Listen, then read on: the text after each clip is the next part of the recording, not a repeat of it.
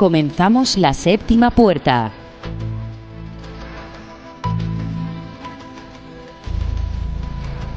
Muy buenas noches a todos, estoy encantada de estar aquí otra semana más. Mi nombre es Laila, para los que no me conozcan.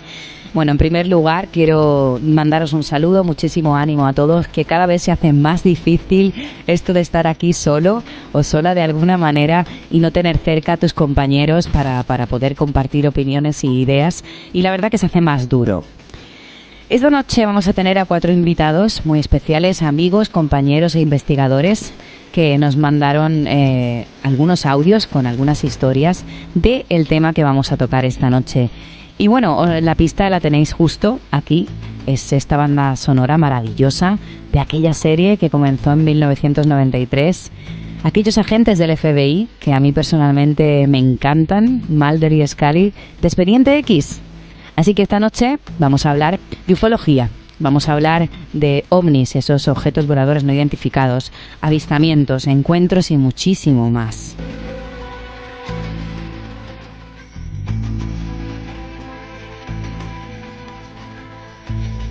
Y os voy a adelantar los nombres de las personas que van a estar aquí con nosotros esta noche. Son grandes, los 4, amigos, compañeros e investigadores, como he dicho. Y estará con nosotros Alberto Pons, José Manuel Frías, Carlos Marín y Juan Manuel Serón. Así que estar atentos.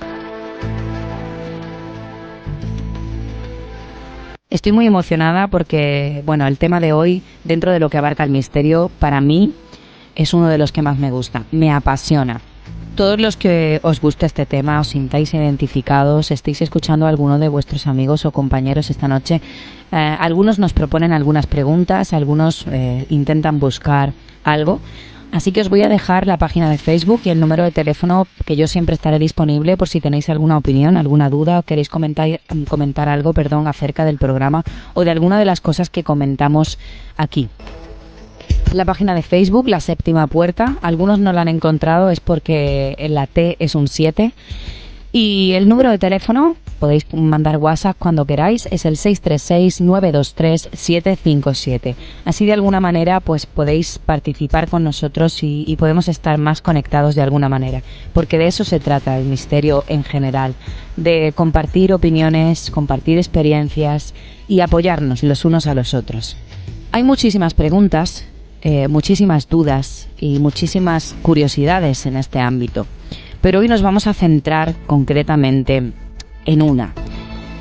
Y es que yo creo que desde ese momento que la humanidad empieza a alzar la vista al cielo, todos nos hacemos la misma pregunta, y es: ¿estamos solos en el universo? Algunos podrán responder, yo puedo responder, evidentemente respondo que sí, que estoy 200% segura, no solamente porque he visto o he creído ver estos objetos voladores no identificados, sino porque, vamos a ver, somos un granito de arena. Es que no somos nada. Bueno, no, rectifico, mejor dicho, se dice que por cada grano de arena que hay en el planeta Tierra, hay otro planeta similar capaz de albergar vida. Ahí lo dejo, todos lo sabemos, y bueno, seguro que hay más de uno que han descubierto ya. Y nos ocultan muchas cosas, nos ocultan muchísimas cosas, no solamente en el fenómeno ovni, sino de nuestro propio planeta, del universo y de otras muchas cosas. Esto es como hablar de la vida después de la muerte, ¿no? No podemos confirmar ciencia cierta, creemos que algo hay, pero lo mismo ocurre con el fenómeno ovni. Después de tantos años de investigaciones, tantos profesionales y científicos, algo hay, pero a ciencia cierta no podemos decirlo. Está en el aire. Esto ocurre con el fenómeno ovni. Nunca mejor dicho, ¿no? En el aire. Hay evidencias, fotos, vídeos, hay archivos ocultos de alto secreto. Hay personas que han vivido muchísimos encuentros con estos objetos no identificados o con seres de otros planetas, pero en todo el mundo.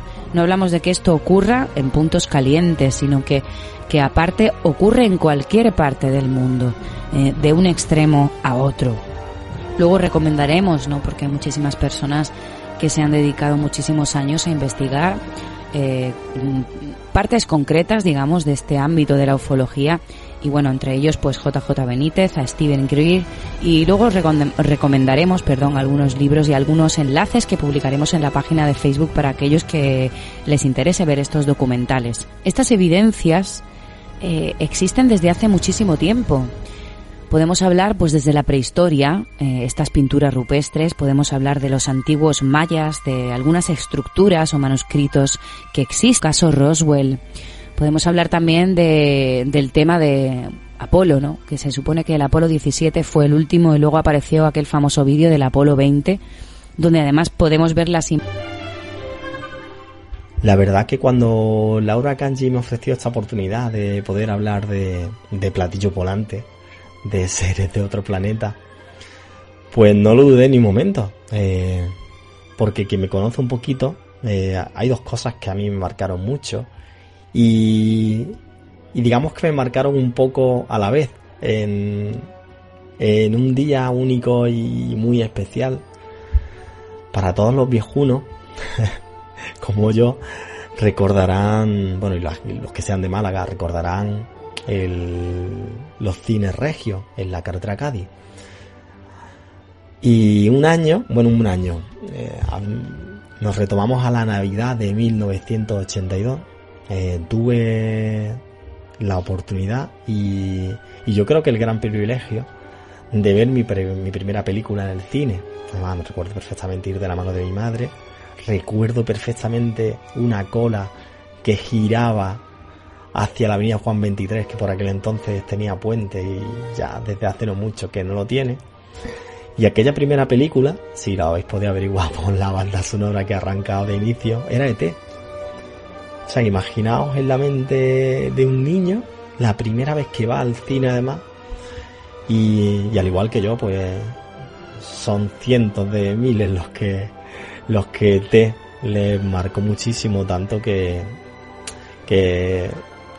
casi un poquito de lo que soy hoy, por no decir casi todo de lo que soy hoy soy yo, y se lo debo en parte a aquel momento, a aquella película. Cuando salí del cine, después de ver aquello, imaginaos, solo el hecho de los efectos especiales hoy en día los niños lo valoran porque están súper curados de espanto con el tema de internet, de las nuevas tecnologías, pero para un niño de aquella época, el ver un extraterrestre que hablaba, que además era amigo de los niños, ver ese platillo volante, yo salí de allí alucinando. Y salí de allí mirando al cielo, queriendo saber si realmente lo que nos habían contado en esa película podía ser cierto, no.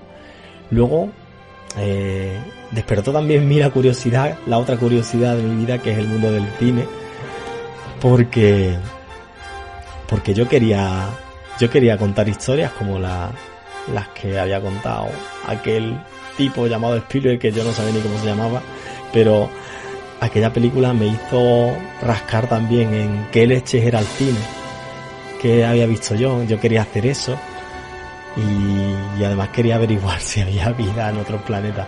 O sea que realmente, como he dicho antes, un poco de lo que soy yo se lo debo a aquella película y a aquellas navidades de 1982, y que siempre agradeceré eternamente a mi madre que me diera a conocer ese mundo a través de aquella peli. Y qué deciros, pues que allá por el año 1984, ojo, hablamos año y medio, 2 años después, prácticamente, pues allá en el 84, en aquel momento yo veraneaba en Rincón de la Victoria, porque todo el mundo me conoce como el Rinconero. Pero aquí, mira, os voy a contar un secreto. Yo hasta los 10, 11 años vivía en una barriada malagueña, que era Puerta Blanca, estaba en la carretera Cádiz. Pues imaginaos lo que significó para mí en aquel momento que en el año 1984 saltó una noticia a los medios en el Diario Sur. Recuerdo a mi padre contármelo, que me trajo hasta el periódico en casa, que sobre San Carlos, que es una barriada que hay pasado el barrio El Torcal, sobre San Carlos se fotografió un objeto volador no identificado. Además podéis buscar en internet, poner el ovni de la carretera Cádiz, y la foto es espectacular. La foto Se ve la parte de la azotea de uno de los edificios del barrio, y sobre él sobrevuela el típico platillo volante que vemos en todas las películas de ciencia ficción. Pues para mí eso fue alucinante, para tanto que cogí mi antigua BMX, era una Orbea California. Orbea California, no, BH California. Me está fallando la memoria, no me lo puedo perdonar. Pues cogí la bicicleta y al más puro estilo peli de los 80 fui a investigar más que investigar, fui a ver el barrio, a ver el edificio de la fotografía. Está relativamente cerca, pero para un niño de aquel momento de 9 añitos, pues claro, me la jugué muchísimo. Tanto que yo no podía alejarme del kiosco de la esquina del barrio con la bicicleta. Y fue toda una aventura, y me recuerdo perfectamente a pies del edificio con el periódico en la mano sobre la bicicleta, mirando el punto donde habían hecho la fotografía a ese ovni. Luego se contó de que la fotografía podía estar trucada, que bueno, ya sabéis lo de siempre, y quedó un poco en entredicho la veracidad de esa fotografía. Pero bueno, lo que yo os quiero comentar fue esa experiencia y el momento mágico de, después de ver ET, encontrarme con que a pocos metros de casa un ovni fue fotografiado. Fue uno de esos momentos en los que te quedas marcado y que lo vives con una ilusión especial. Luego, por contaros otro fenómeno ufológico en Málaga, con muchísima más repercusión. Ya no lo viví porque hablamos del año 1974. Fue portada en exclusiva, como lo oyen, portada en exclusiva del Diario Sur. Eso hoy en día sería impensable. Además, lo mismo que he dicho antes, podéis buscar, es tan fácil como buscar en Google los ovnis de Ciudad Jardín, y veréis las manchitas. Además parece casi un negativo, pero bueno, la fotografía está ahí. Es más, en el Diario Sur, bueno, en la sede del Diario Sur tienen los negativos de esta fotografía para todo aquel incrédulo que quiera, pues pueda verlo y vea realmente que no hay truco, ni fotomontaje, ni nada por el estilo. Imaginaos si fue famoso el caso, que en los famosos papeles del caso Watergate, ojo, un caso Watergate donde se han hecho hasta películas, pues se desveló que unos hombres de negro, los típicos hombres de negro que conocemos por los Men in Black, pero bueno, que fuera de la ficción, estos hombres de negro pues suelen ser agentes de la CIA, son agentes de inteligencia, incluso miembros del ejército, pues estuvieron en Málaga para estudiar estos avistamientos ovnis de Ciudad Jardín. Además de estos Men in Black, vinieron las televisiones norteamericanas e incluso, ojo, de países como Francia, Alemania, Portugal, Italia. Fue un caso mundialmente conocido. Para que os hagáis una idea, el primer avistamiento fue a las 11:30 de la mañana. Algo extraño, ya de por sí, porque normalmente los avistamientos ovnis, cuando mejor se ven y cuando más llama la atención, suele ser por la noche. Por lo menos es lo que tenemos todo un poco metido en nuestro subconsciente. Pero bueno, esto ocurrió. Estos testigos, los primeros que lo vieron, se lo contaron a los reporteros del Diario Sur, tal cual. Bueno, ellos decían que estaban viendo un partido de fútbol en el campo de Ciudad Jardín, y un partido entre el Félix Sáenz y el Gallo Rojo. El Gallo Rojo, la verdad que me pierdo un poco, pero todos los que somos de Málaga pues conocemos un poco lo que era Félix Sáenz en aquel momento. O sea, era un equipo que tenía buen patrocinio. Pues bueno, este espectador del partido describe como un disco brillante y que lo envuelve una especie de humo, y que de ese disco brillante pues se desprende otro un 10% más pequeño, tal cual es como se lo cuentan a Julián Semmero, que fue uno de los fotógrafos que estudió el caso. Sin ir más lejos, bueno, estos fotógrafos, junto a Hagamos Justicia, junto a Fernando González Aranda, que hoy está jubilado y Salvador Salas Andrada, quien desgraciadamente ha fallecido, pues fueron los que, haciendo trabajo de campo, pasando varias noches en las azoteas de Ciudad Jardín, pues estaban ahí ojo a visor para cazar estos ovnis, y así lo hicieron. De hecho, estas fotografías están consideradas como una de las más importantes en la historia de la ufología, que no es poco.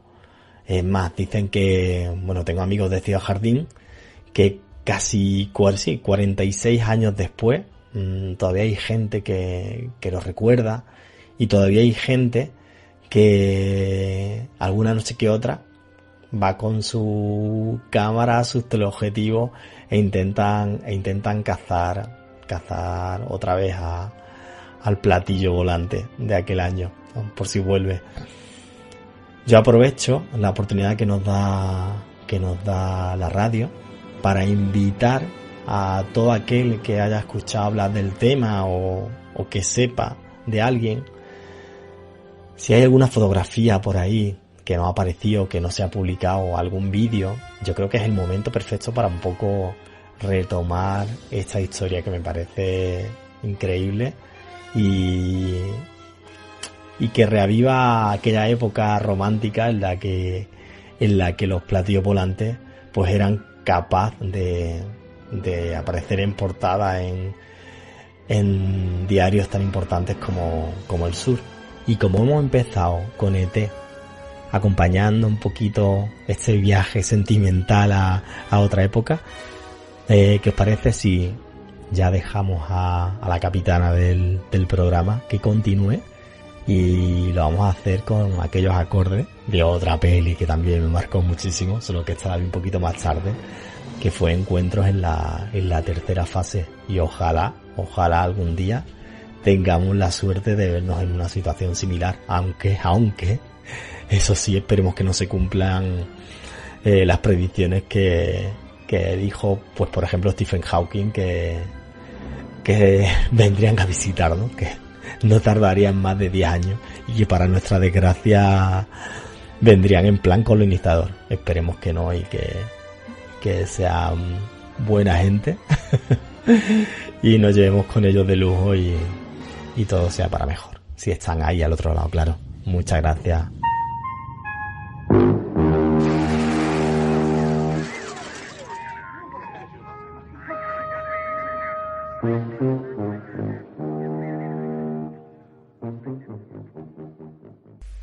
Gracias, Alberto. Me ha encantado tu nombre de Laura. Yo cambiar Laura, ahora no ser Laila. Me ha hecho mucha gracia. Yo tener múltiples personalidades, así que no hay problema ninguno. Ha sido un honor, un placer, Alberto. Me ha encantado. A nuestros oyentes seguro que también.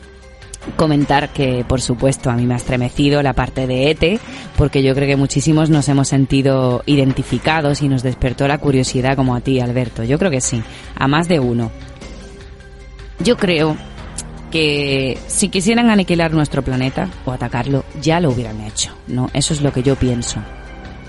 Además, es curioso también que suelen haber muchísimos avistamientos, los hay en todas partes, por supuesto, pero cercanos a bases militares o cuando hay guerras civiles, cuando hay en la historia, por ejemplo, bombas atómicas o cuando ocurren cosas bastante importantes, ¿no? En general en la humanidad. Por ejemplo, ahora dicen que hay más avistamientos ovnis, que no quita que a lo mejor hay muchos más de los que pensamos y no se dicen, pero yo creo que casualidad no es. La casualidad yo creo que no existe, incluso pienso que todo lo que está en nuestra mente ha existido, existe o existirá, porque viene de alguna parte.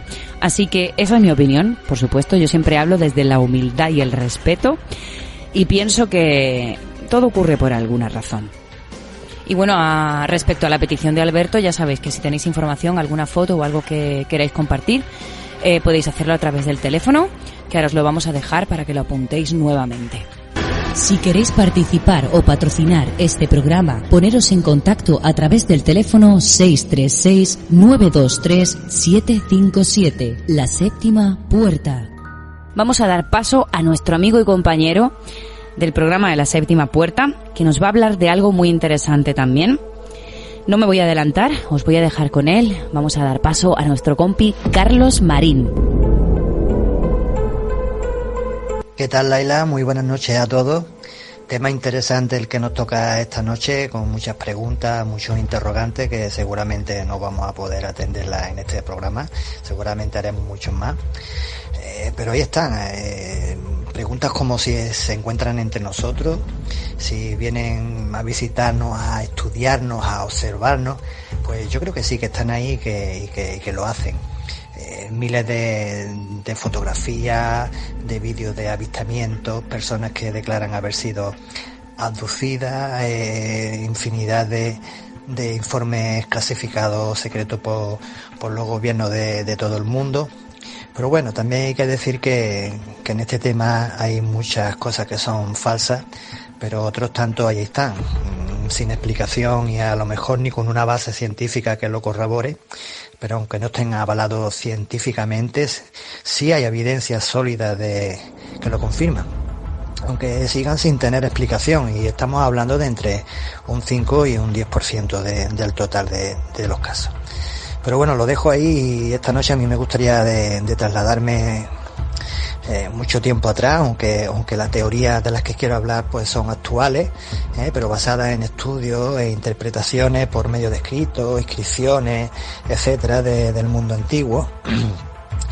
Y me llama mucho la atención pues la teoría o la hipótesis de los antiguos astronautas, que tuvo un auge importante en los años 60 con un famoso libro que se escribió, y que también es un tema bastante extenso y controvertido, del que también seguramente en programas siguientes, y si puede ser mejor en directo cuando pase todo este confinamiento, pues podemos tratarlo en este programa de la Séptima Puerta.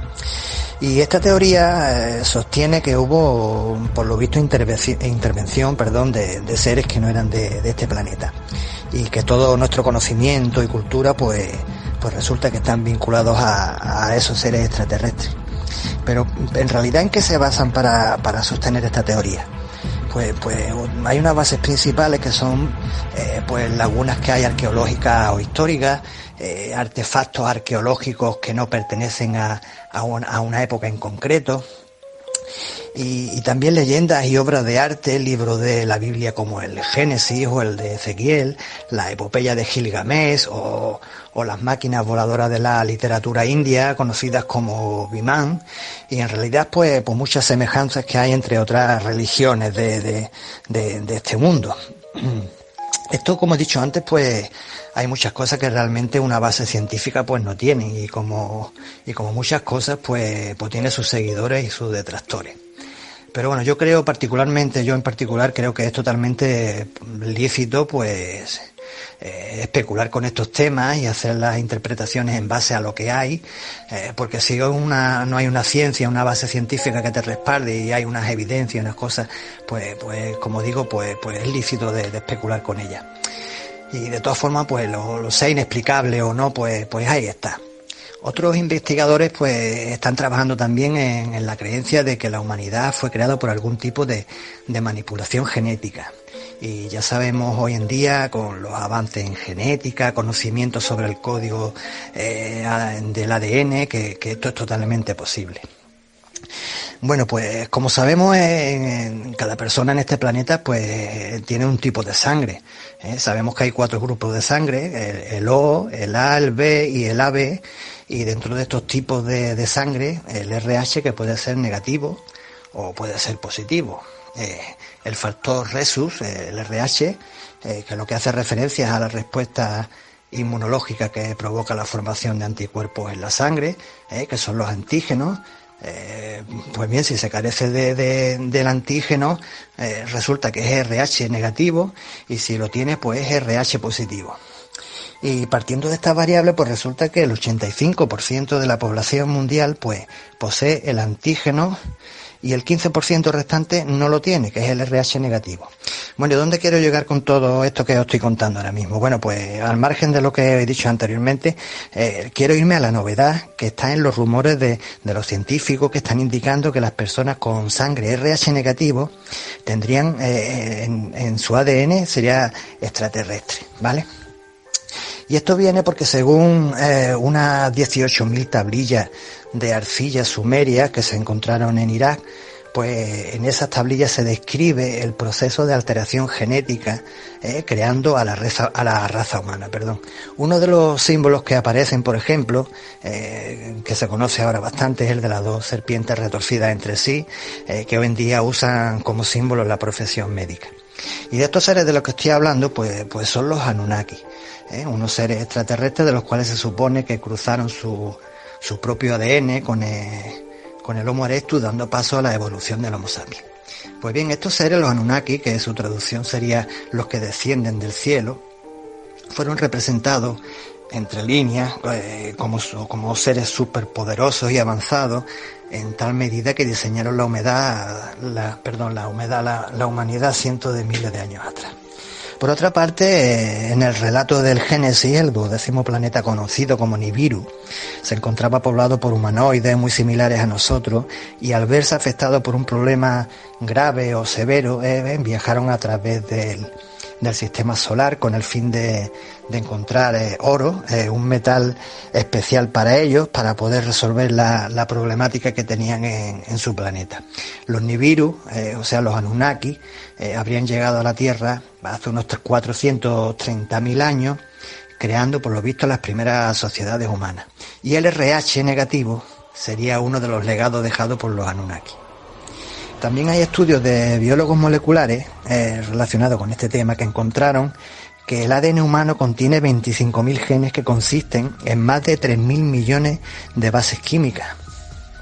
¿Y qué nos quiere decir esto? Pues esto nos quiere decir que hay un indicativo de que el 27% de nuestro ADN, por lo visto, es innecesario.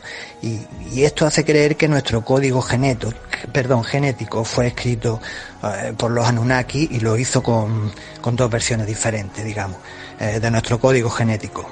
Un gran código y un código fuente. Así, de esta manera, nuestro ADN que no funciona, digamos que permanece oculto o somnoliento, mostrando así que desactivaron deliberadamente el funcionamiento de muchos de esos genes. Y para terminar, os voy a contar una serie de particularidades que tienen los RH negativos, y suelen tener una serie de características extrañas sobre sí mismos que no son comunes en los RH positivos. O sea, el 85% de la población mundial no lo tiene.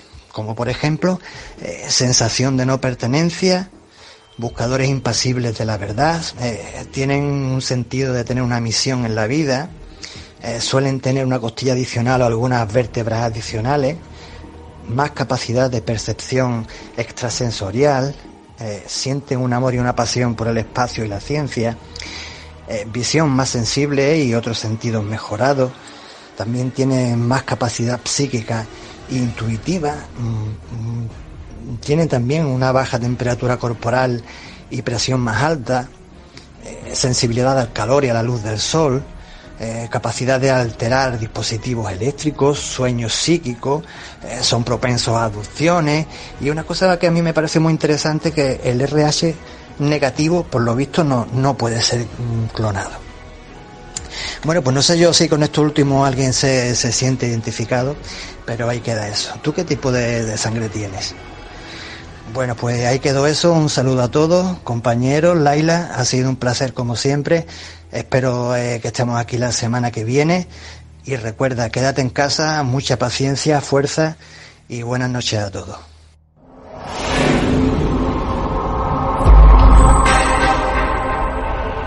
Muchas gracias, Carlos. Tengo que decir que ha sido súper interesante.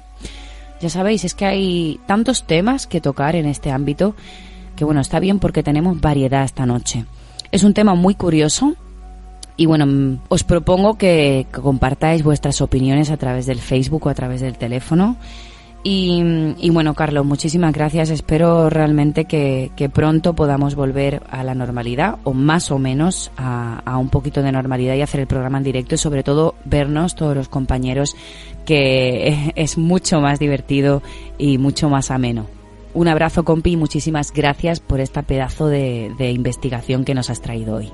Vamos a pasar con el siguiente invitado, que ya es fiel colaborador del programa. Yo creo que no podría faltar ya en ninguno. Se haría raro no tenerlo aquí.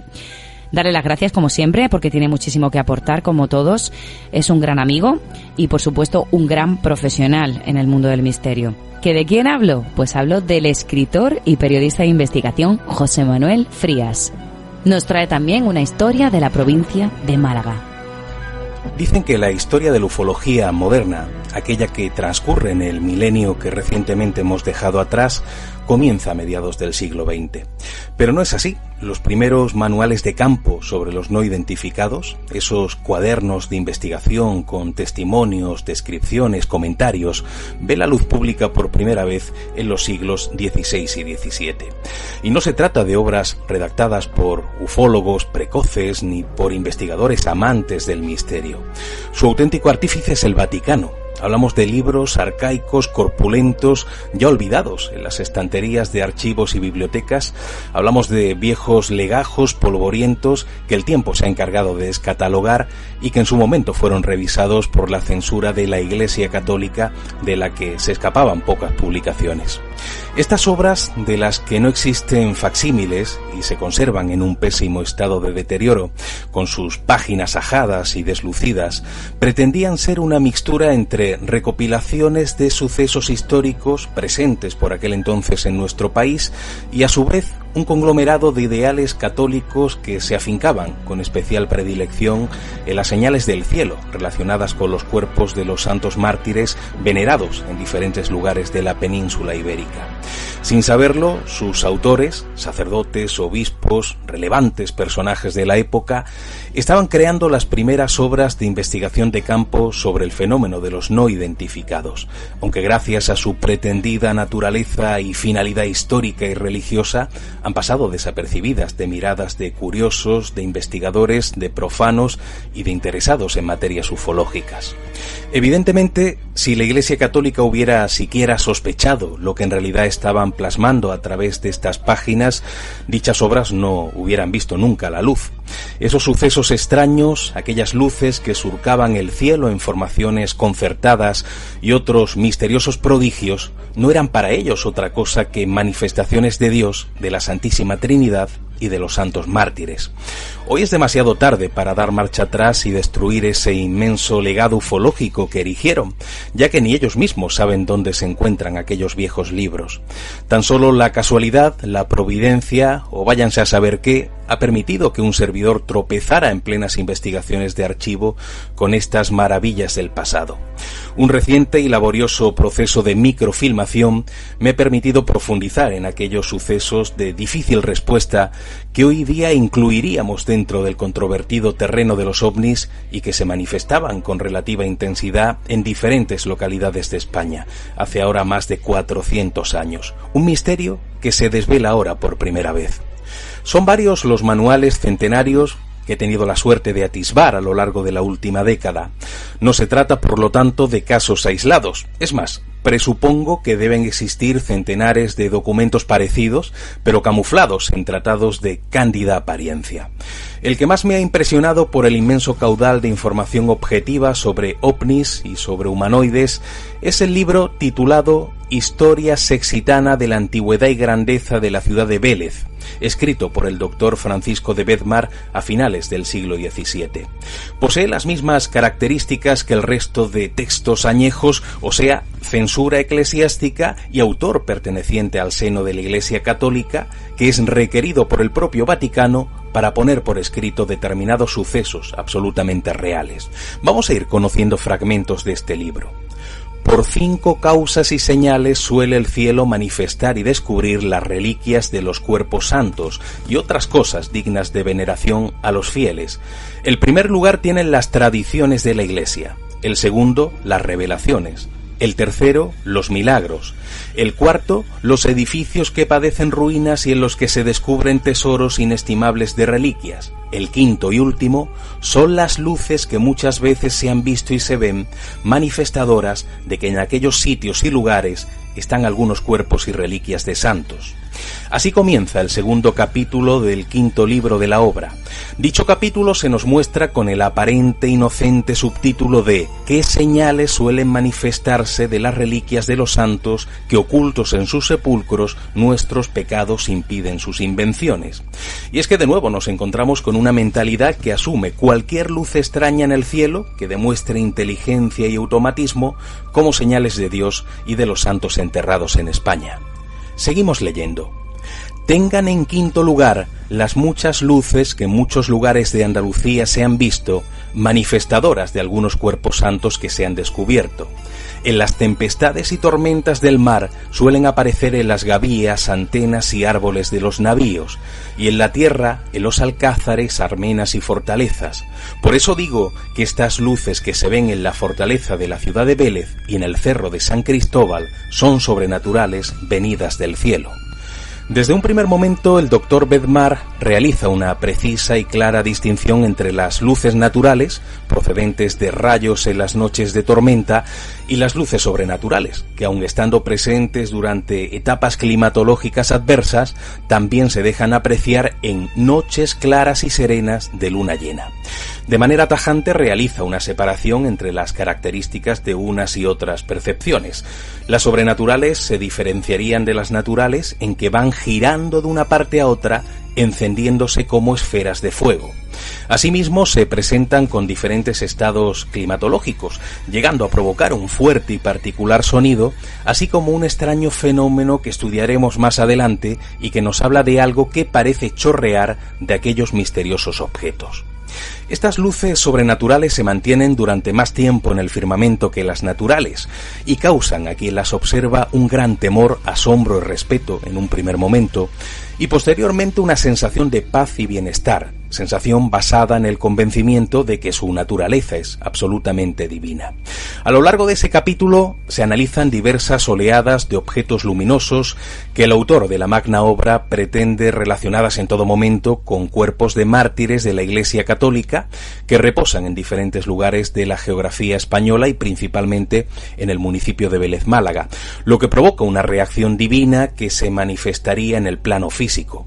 Dice el libro, por ejemplo: esto es cosa tan notoria en la ciudad de Málaga que no hay en ella quien lo ignore, juzgando dichas luces por milagrosas, las cuales en ocasiones se mueven en forma de procesión concertada.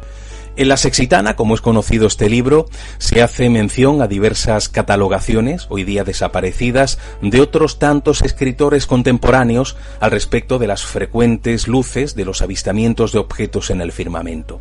Tal es el caso del licenciado Pedro Díaz de Rivas, que manifestó en su momento una importante información, que trata de estas luces valiéndose de lo que diversos testigos le manifestaron, así como lo leído en obras de otros insignes personajes de la época, como el doctor Aldrete, el padre Fray Manuel Tamayo, el maestro Francisco Ruiz Puerta, el padre Bernardino de Villegas y el licenciado Adarve de Acuña. Todos ellos consideran las luces, esos fenómenos lumínicos, como de procedencia divina y un factor resultante de las reliquias de los cuerpos de diferentes mártires enterrados en aquellas regiones. Un milagro de Dios para que nos reconfortemos con su voluntad divina a través de estos inquietos objetos voladores que circulaban en procesión perfecta por los cielos de media España. Con el subtítulo de las muchas luces que en algunas de las almenas de la fortaleza de la ciudad de Vélez se han visto y en otras partes, comienza el cuarto capítulo del quinto libro de la Sexitana. En él encontramos la parte más interesante e intensa de toda la obra, donde se describe con ciertos detalles los frecuentes avistamientos en esta localidad axártica de la provincia de Málaga. Algo que llama poderosamente la atención es la forma de escribir sobre el aspecto físico de aquellos objetos, donde se puede apreciar el sentir religioso que embargaba a aquellas personas que se enfrentaban a un fenómeno desconocido, el cual solo contemplaban desde el punto de vista de la religiosidad católica de aquella época. Esos objetos que a veces se mantenían durante más de media hora visibles en el cielo, leo literalmente, parecían ser velas como de media libra de cera, blancas y largas, que después de estar ardiendo durante mucho tiempo se apagaban. O sea, un objeto volador no identificado, con forma de puro, con tonalidades blanquecinas y brillantes, que iluminaba fuertemente y que después se apagaba de la misma forma que una vela lo hace ante el altar, tras consumirse. También se afirma en la obra que la dicha vela chorrea cera de la que al parecer se compone. Un suceso que sorprendía a los contemporáneos del doctor Francisco de Bedmar y que en nuestros días sería contemplado con otros ojos. Si el objeto está compuesto de una materia blanquecina parecida a la vela y de repente chorrea cera, eso significa que otros objetos de menor tamaño pero de la misma composición física eran expulsados literalmente al exterior desde el objeto de mayor tamaño. Nos enfrentamos quizá a la descripción exacta de una nave nodriza, de la cual se desprenden diversos objetos. Otro fragmento. En diversas ocasiones, María de Arévalo ha visto procesiones de luces que daban vueltas a las murallas y estaba la susodicha tan hecha a ver esas luces que no solo no le causaban espanto, sino mucho consuelo por haberlas visto y por tener, por cierto, que son manifestadoras de los cuerpos santos.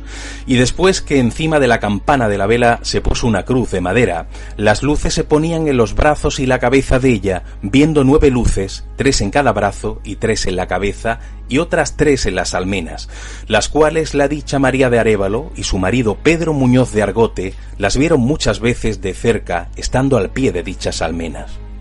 Aquel estremecedor fenómeno que aparentaba mantener un fundamento religioso se llegó a repetir en numerosas ocasiones, siendo testigos no solo la propia María de Arévalo, sino también Luis Gálvez, zapatero de la ciudad y velador de la fortaleza desde 1614 hasta 1643. Precisamente en septiembre del año 1643, una luz se situó sobre la cruz de la vela, comenzando a chorrear cera. Al poco, diversos objetos se situaron de nuevo en las diferentes extremidades de la cruz, iluminándola intensamente de un color azulado para desaparecer después de más de media hora. Los objetos se trasladaban posteriormente a diferentes lugares de la ciudad, siendo contemplados por diversos testigos.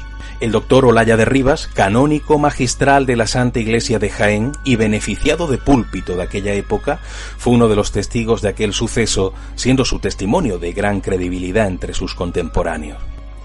Y lee un fragmento impresionante. Estando María de Arévalo velando su cuarto en la garita de la fortaleza, vio entrar mucha claridad por debajo de la puerta, y salió a ver quién la causaba. Siendo noche clara de buena luna y estando en compañía de su hija Catalina de Espinosa, vieron salir muchas luces, tantas que no las pudieron contar, cerca de la cima que está en el corral del Alcasagua, las cuales en forma de procesión subieron por el mirador, dando la vuelta por él y saliendo por donde entraron. Catalina de Espinosa, de 10 años de edad, llamó a su madre para que viera algo que había descubierto con gran espanto, miedo y temor. Se podía observar en el mirador un bulto blanco de la estatura de un hombre arrimado a la muralla, como aguardando que las luces pasaran delante de él. Y así que pasaron, no le vieron más al ser, que no a las luces, que bajando se dividieron en diferentes partes del Alcasagua y desaparecieron. Quizá nos encontremos ante uno de los más impresionantes testimonios de personas que en algún momento de sus vidas han podido contemplar el aspecto de un ser que probablemente proceda de lugares lejanos y ajenos a nuestro planeta. Algo que nunca se hubiera recapitulado en un libro con censura eclesiástica y firmado por nombres relevantes de la época, de no ser porque se consideraban revelaciones de Dios y de los santos mártires. Sea como sea, el fenómeno es inédito y pocas personas de obras tan antiguas pueden recoger una circunstancia de semejantes magnitudes. Algo parece claro, y es que lo que estas dos mujeres habían visualizado era a un extraño ser envuelto en alguna clase de vestimenta blanquecina que le proporcionaba una gran claridad e iluminación, y que aferrado a la muralla de la fortaleza esperaba que uno de los muchos objetos que circulaban libremente por el firmamento pasaran junto a él para introducirlo de alguna manera en el propio objeto. Y así parece que fue, ya que la misteriosa abducción se produjo en el mismo momento en el que una de las luces se aproximó, desapareciendo después el personaje antropomorfo sin que volviera a ser observado por las mujeres en aquella mítica noche. Seguimos con el libro. Dice, por ejemplo: esto ha causado a quien lo ha visto admiración y consuelo, y otras veces temor y desmayos, señales de que son sobrenaturales, dejándoles sin fuerza al ver estas luces y bultos, causándoles tales desmayos y falta de fuerza y de ánimo a quien los ve, que sin duda alguna son sobrenaturales. Estamos hablando de síntomas repetitivos, en algunos de los casos de avistamientos y de contactos con seres de otros mundos de la actual investigación ufológica. Y mientras estos avistamientos se manifestaban en alguna esquina, en algún lugar, en algún rincón de la ciudad de Vélez, Málaga, en otras zonas diversos testigos continuaban observando luces milagrosas que daban tal claridad que alumbraban fuertemente a su paso, y que en la mayor parte de los casos solían aparecer en Vélez, Málaga, tras el cerro de Nuestra Señora de los Remedios. Una de esas experiencias fue corroborada por dona Juana del Castillo, hija del alcalde Melchor de Espinosa. Normalmente las luces aparecían en formaciones de 3 objetos que parecían viajar juntos por el firmamento y que con relativa frecuencia se acercaban a la fortaleza para situarse en alguna de sus almenas. Pedro Núñez de Argote, marido de María de Arévalo, estando una noche velando en su garito, vio también en cierta ocasión una gran claridad por debajo de la puerta, así como un extraño ruido y mucho viento en forma de remolino. Saliendo al exterior contempló 3 luces que parecían descansar en 3 de las 4 almenas de la parte de levante de dicha torre.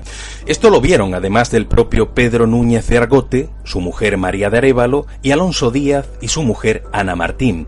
Y poco después el licenciado Antonio Camacho de Hermosilla, beneficiado y vicario de dicha ciudad, hizo un informe de lo sucedido con las firmas de los 4 testigos que juraron ante la Biblia.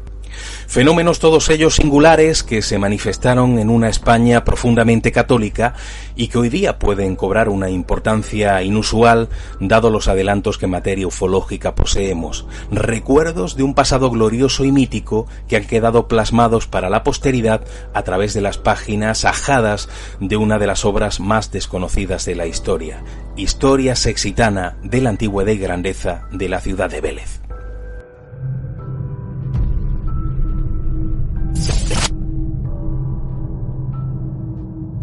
Muchísimas gracias, José Manuel. Un placer y un honor, como siempre, tenerte en el programa. Me ha encantado, yo creo que a los oyentes también, como todas las historias que hemos tenido esta noche. Otro tema muy interesante que está también a la orden del día, como nos ha comentado José Manuel, y como en muchísimas ocasiones estos sucesos paranormales, estas luces, estos avistamientos o estos contactos con seres de otro planeta están relacionados con los sucesos místicos, con la Iglesia, con el Vaticano. Mucho que aprender, mucho que descubrir en este maravilloso y apasionante mundo. No voy a agregar nada más porque creo que José Manuel nos lo ha explicado como siempre de una manera impresionante, de una manera que todos podemos entender. Detalles, historias, manuscritos y sucesos como estos tan maravillosos de Vélez, Málaga. Vamos a dar paso a nuestro último invitado de esta noche. Un amigo también, un gran compañero. Él es explorador e investigador del misterio y nos trae también una historia muy curiosa que además a mí me pilla muy cerquita. ¿De quién hablo? En esta ocasión vamos a tener con nosotros a Juan Manuel Serón.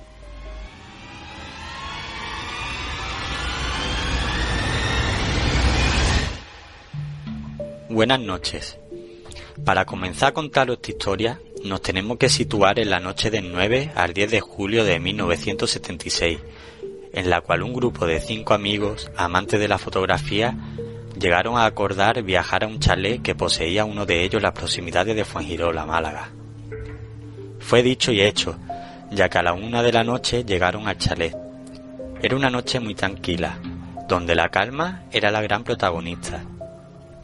Planearon este viaje con el objetivo de probar varias máquinas de fotografía y pasar unos días en la playa.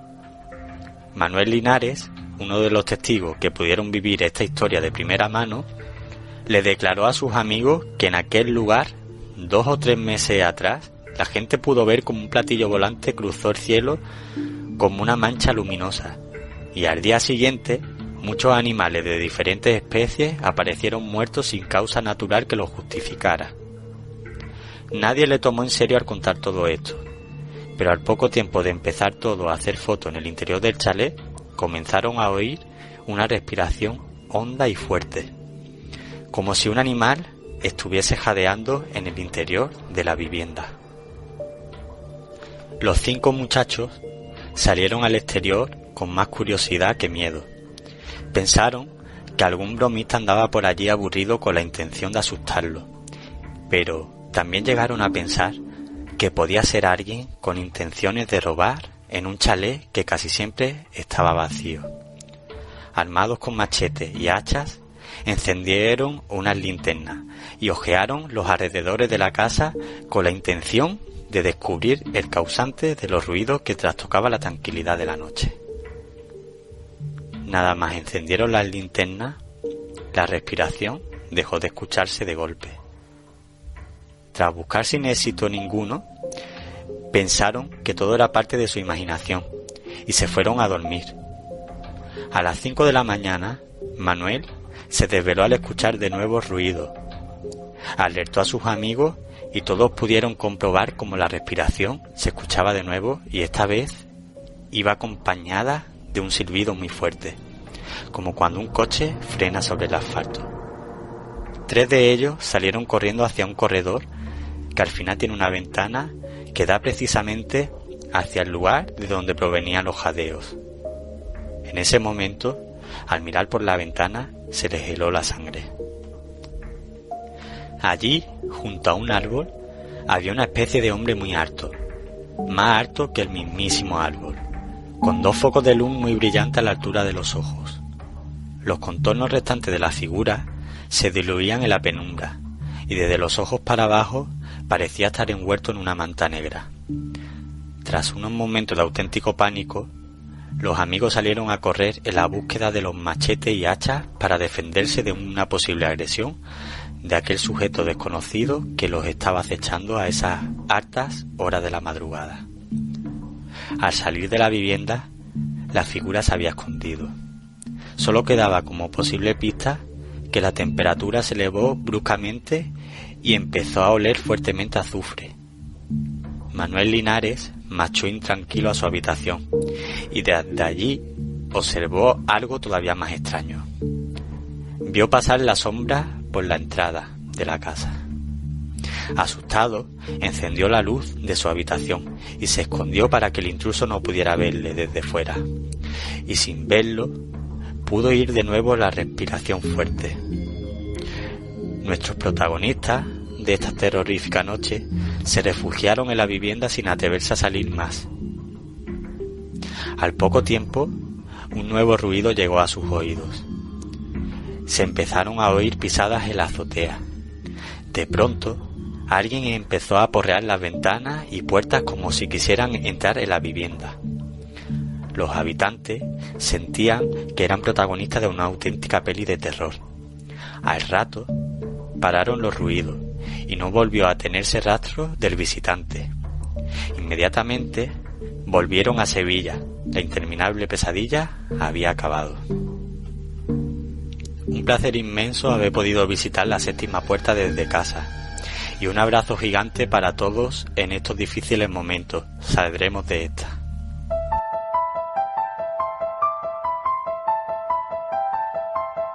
Muchas gracias, compi. Nos ha encantado también.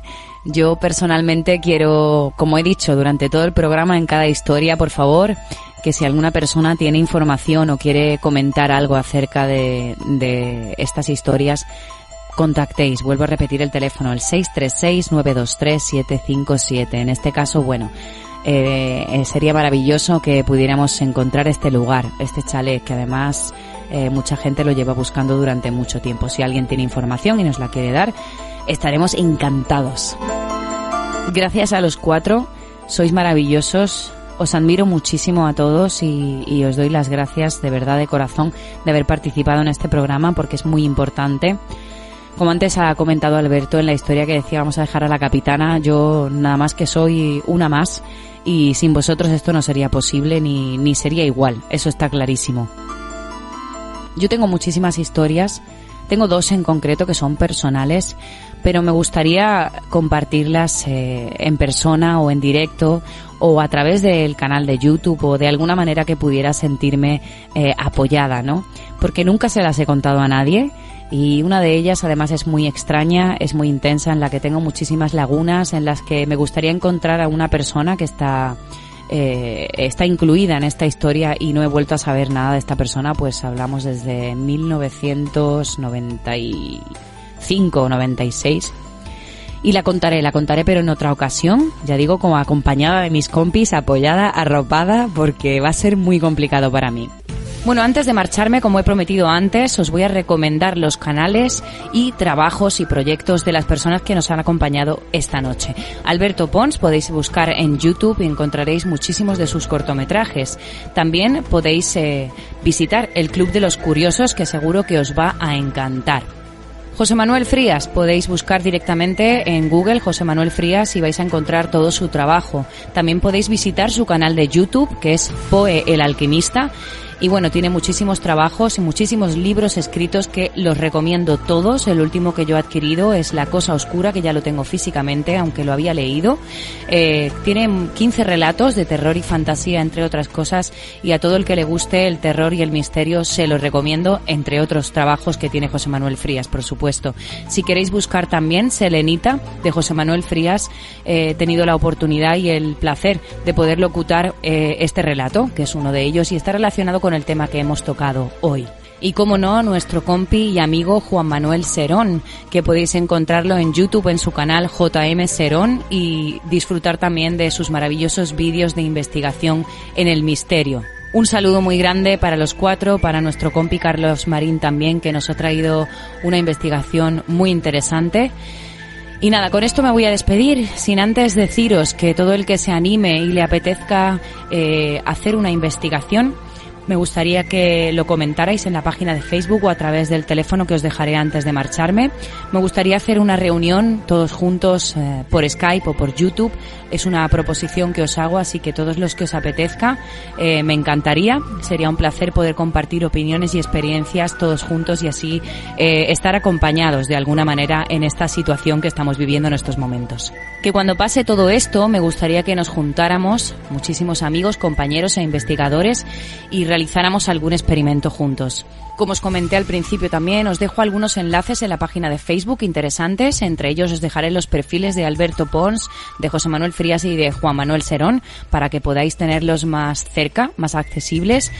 Y también, hace poco, ya algunos lo sabréis, CIA ha abierto archivos de sucesos OVNI para que podáis acceder a ellos. Os dejaré el enlace también en la página de Facebook, aunque algunos ya habíamos oído hablar de estos casos por investigadores profesionales que llevan muchísimos años. Os dejaré también enlaces interesantes y curiosos acerca de todo lo que hemos tratado esta noche. La página de Facebook es La Séptima Puerta, las T son un 7 para aquellos que no lo encuentren. Y sí, claro, cómo no, que muchos me lo preguntan, os dejo mi perfil también de Facebook personal, que es Laila Kanji. Me podéis encontrar también a través de Dulai Emotions, La Séptima Puerta o La Mega Latina. Aquí estoy disponible siempre, ahora más que nunca, para todo lo que necesitéis. Aquí tenéis una compañera y una amiga.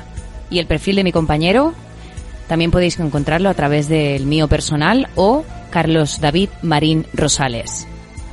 Muchísimas gracias a todos y os dejo una cosita antes de marcharme. Algo va a pasar, algo va a ocurrir grande, no es ni el cometa ni la pandemia, y va a ser en el cielo.